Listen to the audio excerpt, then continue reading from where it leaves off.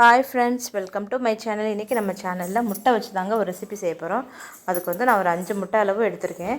5 முட்டையை வந்து நான் வேக வச்சு இங்கே குக்கரில் வச்சு விசில் வச்சுட்டு எடுத்தாலும் சரி, 2 விசில் வச்சாலே நல்லா வெந்துடும். அப்படி இல்லை அப்படின்னா நீங்கள் பாத்திரத்தில் வச்சு வேக வச்சு எடுத்துக்கோங்க.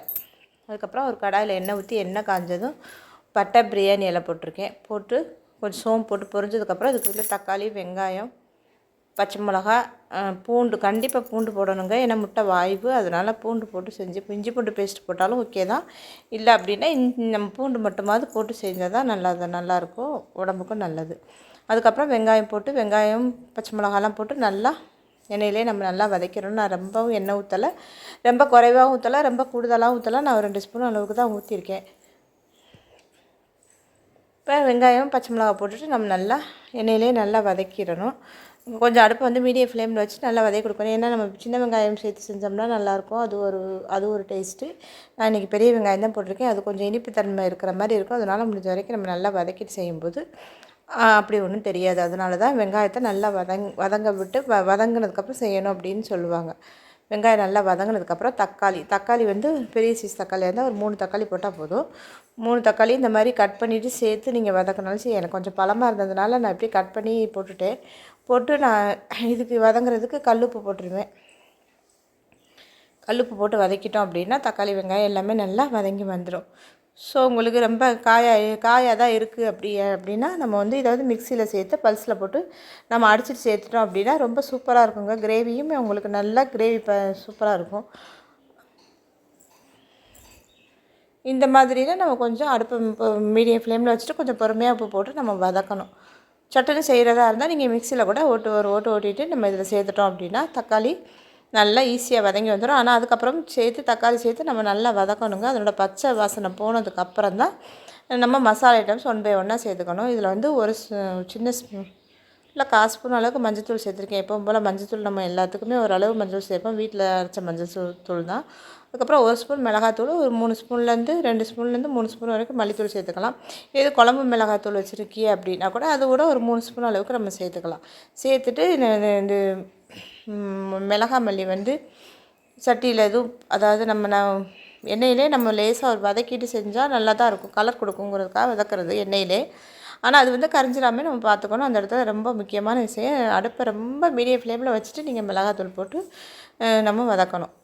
1 நிமிஷம் லேசாக வதக்கிட்டு அதுக்கப்புறம் தேவையான அளவு தண்ணி சேர்த்துக்கணும். 5 முட்டை எடுத்துருக்கிறேன். அது 5 முட்டையை நல்லா வேக வச்சு உரித்து எடுத்து வச்சாச்சு.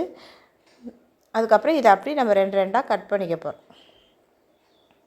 இப்போ கிரேவி நல்லா தண்ணி ஊற்றியாச்சு. இப்போ நல்லா கொதித்து வருது. அதே மாதிரி இந்த தண்ணியெல்லாம் கொஞ்சம் நல்லா வற்றி வரணும். அப்போ தான் நம்மளுக்கு கிரேவி பதத்துக்கு வரும். அப்போ தான் நல்லாயிருக்கும். நம்மளுக்கு தேங்காய் தேவை அப்படின்னா 1 ஸ்பூன் ஒரு சில்லு அல்லது 2 சில்லு, 1 சில்லு கூட போதும். 1 சில்லு தேங்காயோட கொஞ்சம் சோம்பு சீரகம் கொஞ்சம் கசகசா போட்டு சேர்த்து அரைச்சிட்டு சேர்த்துக்கோங்க. நான் கோயிலில் அர்ச்சனை பண்ண தேங்காய் தான் இருக்குது அப்படிங்கிறதுனால நான் எதுவும் முட்டையில் சேர்க்கலை.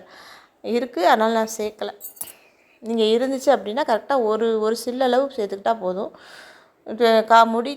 அரை முடி தேங்காயில் பாதி சேர்த்தா போதும். கொஞ்சமாக தேங்காய் சேர்த்து சோம்பு சீரகம் கொஞ்சம் கசகசா சேர்த்து அரைச்சின்னா கூட சூப்பராக இருக்குங்க. அதுக்கப்புறம் முட்டையை வந்து நம்ம இப்படி குப்புரை போட்டாலும் போடலாம், இந்த மாதிரின்னு நம்ம போடலாம். ஏன்னா குப்புரை போட்டோம்னா அந்த மஞ்சக்கரு தனியாக வந்துடும். ஸோ அதனால தான் இப்படி இந்த மாதிரியே வச்சோம் அப்படின்னா அந்த மஞ்சக்கரு நம்மளுக்கு பிரிஞ்சு வராது. வச்சுட்டு நம்ம இந்த கிரேவி அதில் சேர்த்துட்டோம் அப்படின்னா அது அப்படியே நல்லா வெந்து வந்துடும். நான் 5 முட்டை எடுத்திருக்கேன் இல்லையா, 5 முட்டையுமே நம்ம இதில் சேர்த்துக்க போகிறோம். சேர்த்துட்டு நான் இப்போ மீடியம் ஃப்ளேமில் வச்சுட்டு தான் லோ ஃப்ளேமில் வச்சுட்டு தான் செய்கிறேன். இப்போ இது எல்லாத்துலேயும் கிரேவி படுற மாதிரி நம்ம லேசாக பெரட்டி விடணும்னு கிடையாது. நம்ம லேசாக அந்த கிரேவி அது மேலே சேர்த்துட்டு கொஞ்சம் நேரம் அடுப்பில் வந்து வச்சுருந்தோம் அப்படின்னாலே அந்த கிரேவியெல்லாம் அந்த முட்டையில் நல்லா பிடிச்சிரும். நம்மளுக்கு பிடிச்சி முட்டை டேஸ்ட்டு செம்மையாக வந்துடும். அவ்வளோதாங்க. நம்ம கொஞ்சம் நேரம் வச்சுருக்கணும். ஒரு 5 நிமிஷமாவது நம்ம வச்சுருக்கோம். மீடியம் ஃப்ளேம்லேயோ லோ ஃப்ளேம்லேயோ வச்சுட்டு நம்ம வச்சுருந்தோம் அப்படின்னா சூப்பராக நம்மளுக்கு முட்டை கிரேவி ரெடி ஆயிருங்க. அவ்வளோதாங்க. பார்க்கையில் எப்படி சூப்பராக இருக்கா. கடைசியில் கண்டிப்பாக கருவேப்பிலை சேர்த்துக்குங்க. கருவேப்பிலை உடம்புக்கு ரொம்ப நல்லது. அதே நேரம் இதுக்கு கடைசி நேரத்தில் சேர்க்கும்போது அதனோட ஃப்ளேவர் சூப்பராக இருக்கும். அது எத்தனை பேர் ட்ரை பண்ணி பார்த்துருக்கேன்னு தெரியாது. நீங்கள் இப்போ இந்த ஒரு முறை நான் சொல்கிறதுக்காக ட்ரை பண்ணி பாருங்கள். அதனோட கருவேப்பிலையோட ஃப்ளேவர் எப்படி இருக்குங்கிறது உங்களுக்கு தெரியும். அவ்வளோதாங்க, சூப்பரான முட்டை கிரேவி ரெடி. தயிர் சாதம், சாம்பார் சாதம், ரசம் சாதம் எல்லாத்துக்குமே செம்ம காம்பினேஷனாக இருக்குங்க. நான் இன்றைக்கி ரசம் தயிர் 2 தான் வச்சுருக்கேன், 2க்கு இது காம்பினேஷன்.